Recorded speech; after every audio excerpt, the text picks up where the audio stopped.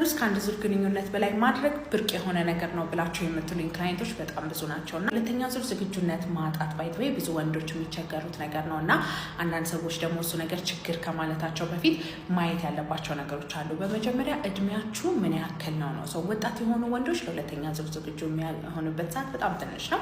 እድሜያችሁ ከፍ እያለ ደግሞ ከፍ እያለ እየረዘመ የሚመጣበት ጊዜ አለ ማለት ነው። ግን ለሁለተኛ ዙር ጭራሹ ነው ያለ እድሜያችሁ በጣም ረጅም ከሆነና ጭራሹ የማትዘጋጁ ከሆነ በመጀመሪያ የመጀመሪያ ዙር ከጨረሳችሁ በኋላ የሚሰማችሁ ስሜት እና የግንኙነት ድባቡ ይቀጥላል ወይ? ቢካዝ ዘር ፈሳሽ ከጨረሳችሁ በኋላ እንቅልፍ የሚላችሁ ሆርሞኖች ናቸው የሚለቀቁት። ስለዚህ ለሱ ሆርሞኖች ተሸንፋችሁ ተገልብጣችሁ የምትተኙ ከሆነ ለሁለተኛ ዙር ዝግጁነት ሊኖራችሁ አይችልም ማለት ነው። ስለዚህ ሳይኮሎጂካሊ ድካም አለባችሁ ወይ?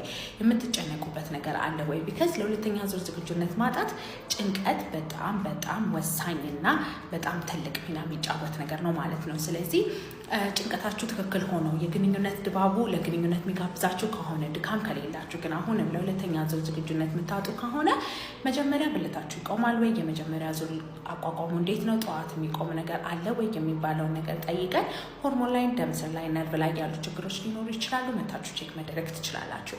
በማንኛውም ስንፈተ ወሲብ መታከም ከፈለጋችሁ ባዮ ላይ ባስቀመጥነው ስልክ ቁጥር ከጠዋት 3 ሰዓት እስከ 12 ሰዓት ድረስ ደውላችሁ ቀጠሮ ማስያዝ ትችላላችሁ። ባይ ባይ።